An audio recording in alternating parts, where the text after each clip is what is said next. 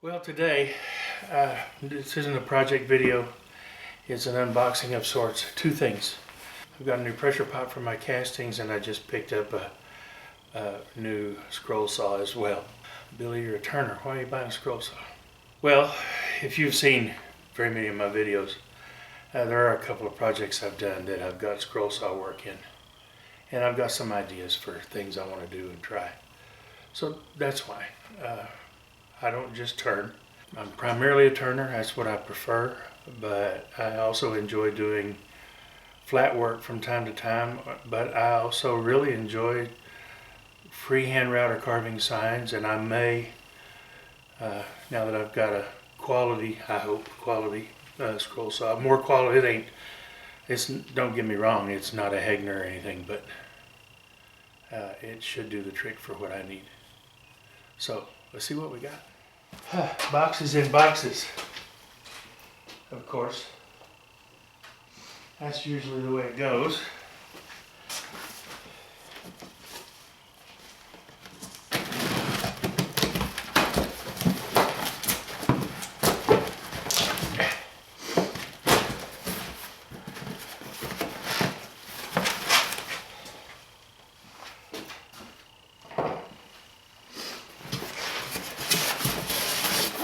Styrofoam protection, that's good. This handle's nearly as big as the pot.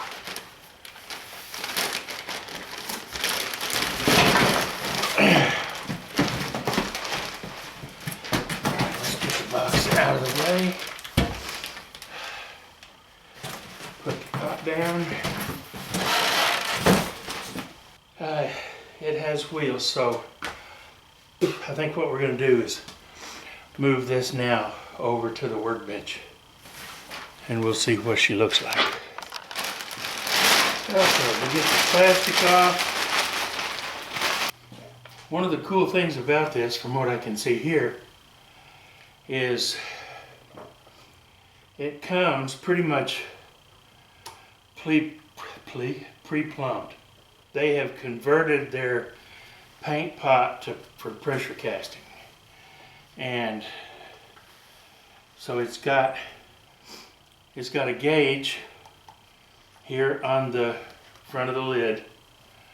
This is your input and your regulator, and for some reason they've got it set up so that you can, oh, there's pressure in here, not much but a little.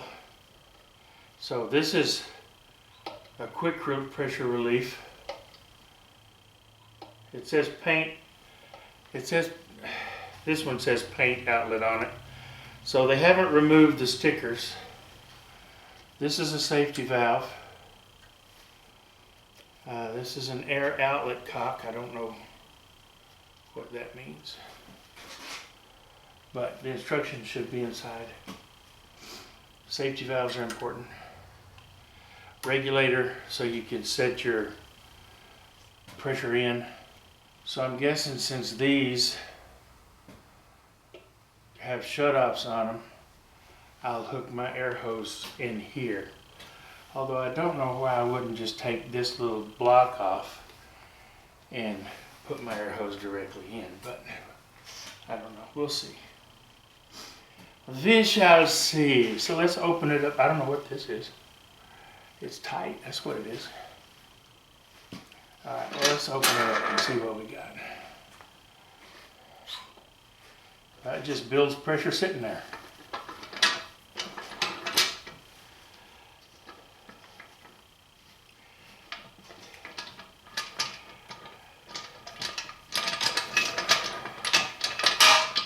It says maximum operating pressure is 60 psi. As beefy as this tank is, it will probably withstand more than that, but I don't need more than that. I've always been very successful with 50 psi, so I don't know that I see the need for any more. Okay, the gasket is installed, so that's good. This thing here is just a plug, you can see on the bottom side. and they've got a diverter in here so that the air goes this way and that way instead of straight down. So when you hit it with pressure, when you hit it with your air, if you hit it a little too hard, you're not going to blow resin out of your mold, theoretically.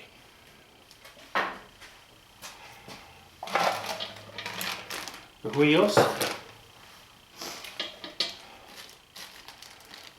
some, I can't remember what these fittings are called, but you push a hose up onto them.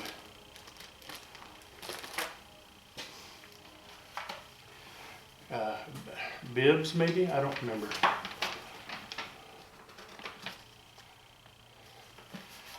Okay, unlike the Harbor Freight that I'm used to using, on the inside here, you're probably not going to be able to see that very well, but on the inside, it is flat. It's not convex or concave, it's flat. And for the curious, the website says the internal dimensions are 13 across, 14 3/4 deep. It is not 13 across. The outside is 13 inches. The inside is 12 and a half. The inside is also not 14 3/4, it is 14. But as it sits on the table, without the wheels, it is 14 and a half. So the dimensions they have listed on the site are wrong.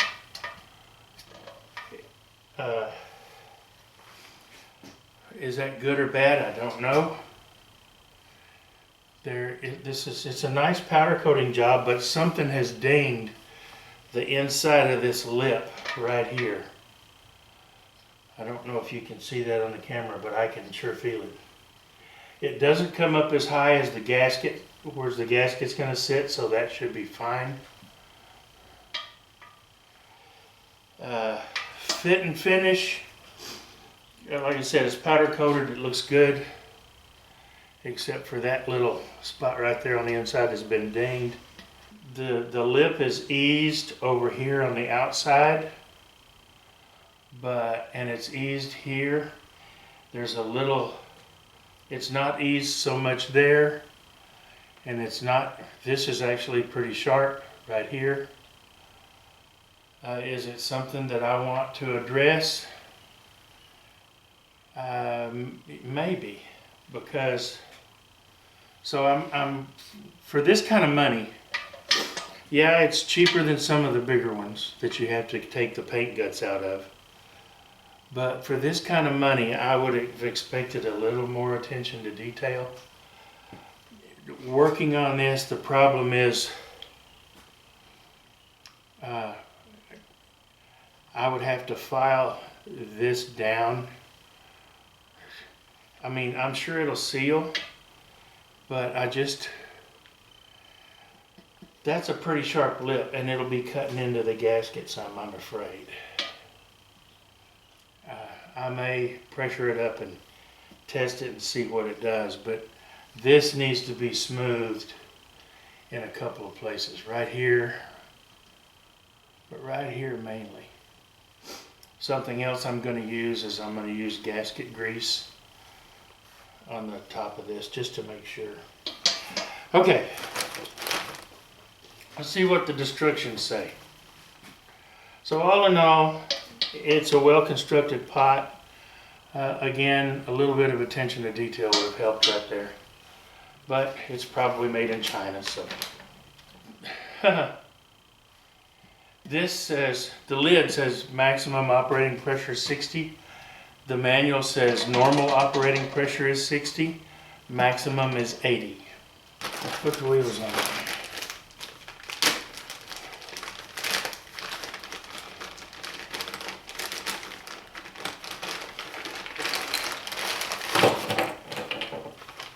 For the time being, I am going to install the wheels because, yeah, it move all over the place, but this thing is large enough and heavy enough. I don't know that I want to be picking it up all the time.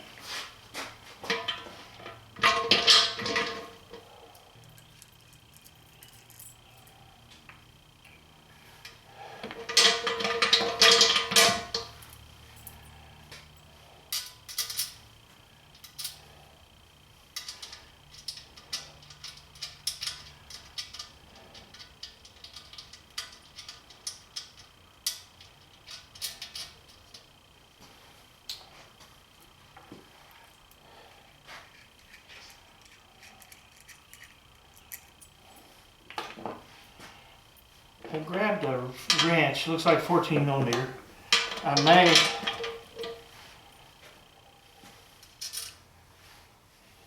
use a deep socket instead. That would make more sense.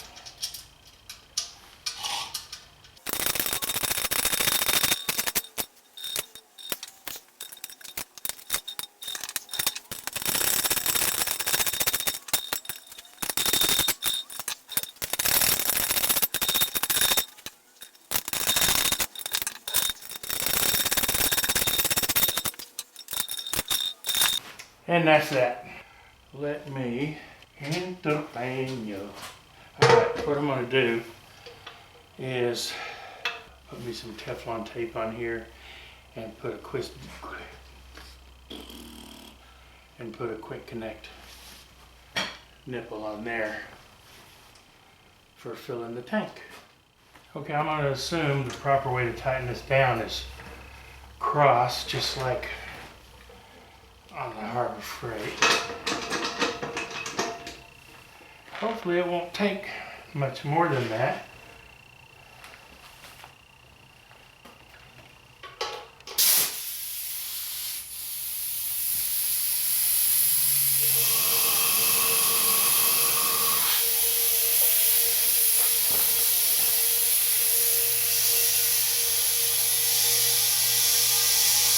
I'm testing the regulator to see what it's set at.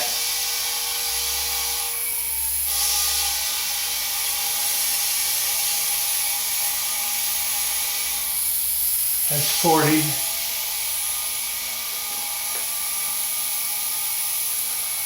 That's 60.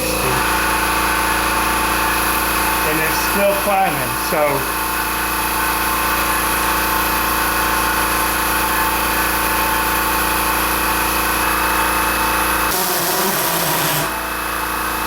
the safety valve went off at 70. Okay, that's 61. That's it. Let's see if she holds. It seems to be holding nicely. It hasn't moved at all. So I'll let it sit for a little while and we'll come back and check it in a few hours.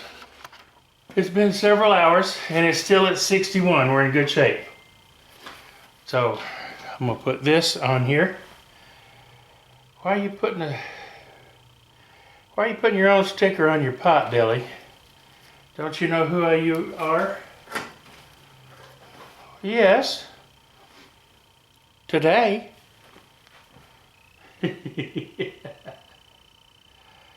Actually, the reason I'm putting this on here is so I always know what side that I used to get this. So I know it seals in this direction. So I've got this up front with the gauge, and I know always now the orientation of the pot. So that's the pot. Looks good. Works fine, lasts a long time.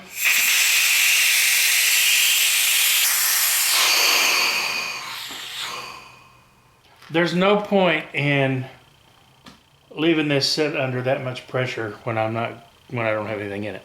Let's get on to box open number 2. This is a Delta 20-inch bandsaw. New in the box.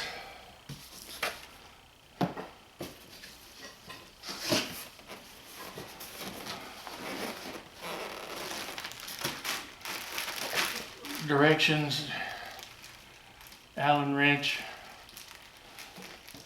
Oh no, 2 Torx. No, an Allen wrench and a Torx.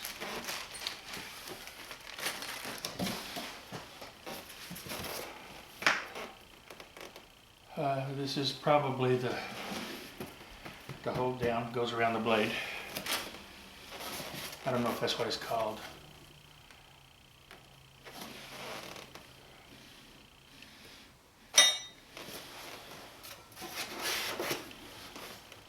Probably a table trunnion maybe, or just an indicator.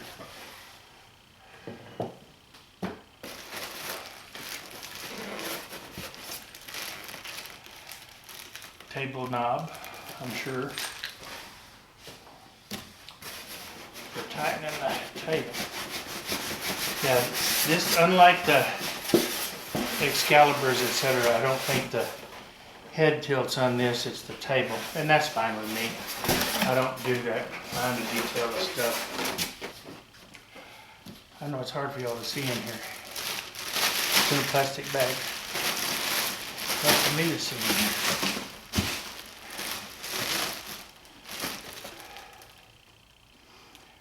This is not light. Getting it up on this table wasn't the easiest thing in the world.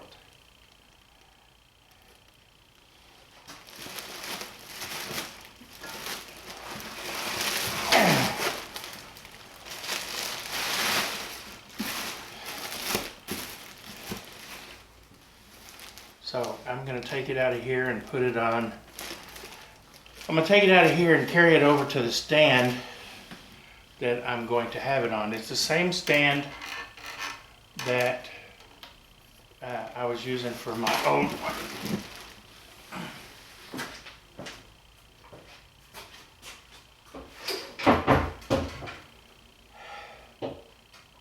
And it just fits. I'll show you in a second. Okay, the first thing I did was I took the blade clamps out to look at the ends. I want to make sure they're nice and flat and don't have any sharp edges on them because I don't want them cutting into the blade and weakening it. And these are nice and flat. I'm like, where's the table? Well, it's in here. Oh my gosh, and it's heavy. Cast iron, not cast aluminum. It wouldn't be nearly as heavy if it was aluminum. Nice and flat. Alright, before I get too carried away, let's read the instructions. What? Reading the instructions? Billy, you're gonna lose your man card. I don't care. Oh, they sent me some saw blades. Two saw blades.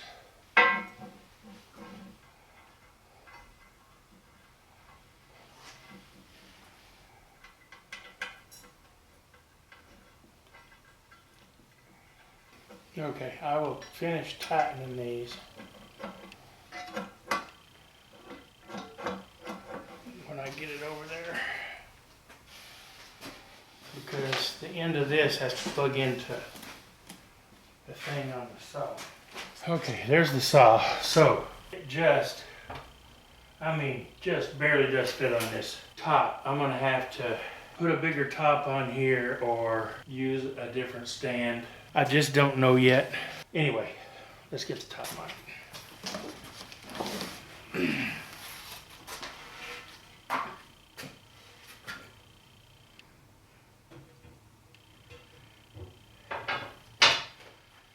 This is for the indicator, among other things, so that you can adjust it.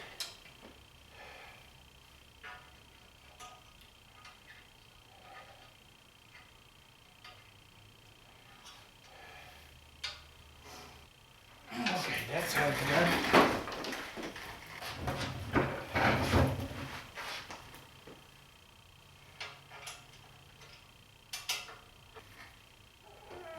Okay, it's tight. Lower blade guard must be installed prior to table placement. Good job. I knew I was going to take it off. So, fortunately, it just slides off.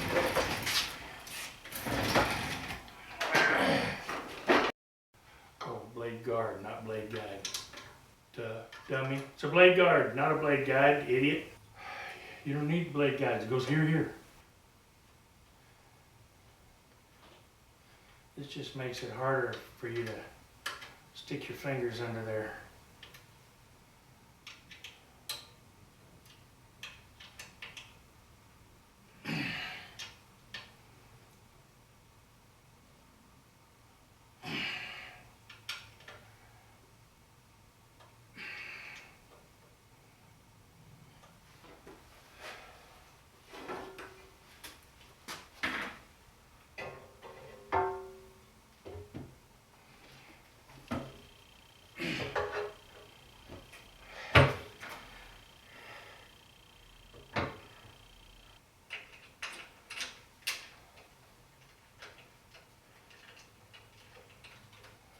I'll check it better when I get a blade in it.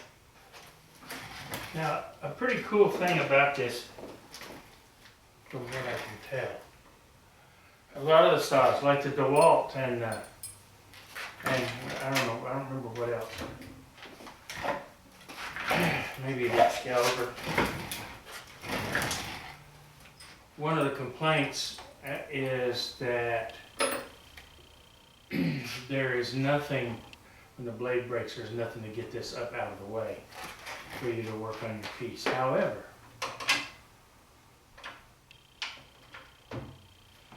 this has, the arm lifts up and there's a retraction pin right back here in the back.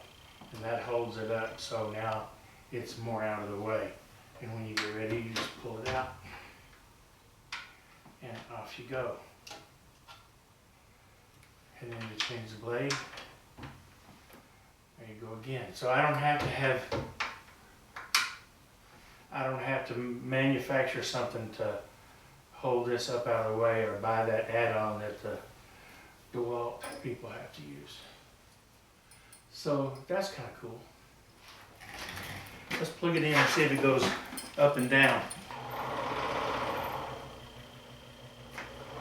Yeah, there's your speed control.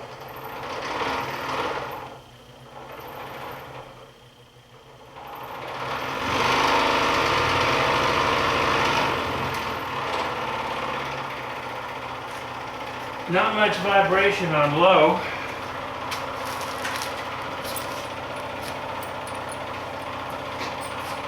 But again, I don't have a blade in it, so I don't know if that would matter.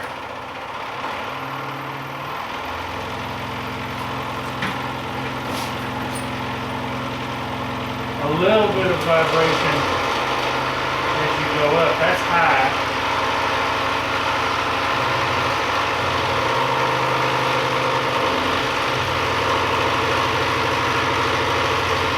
If I bolt this down, it'll help.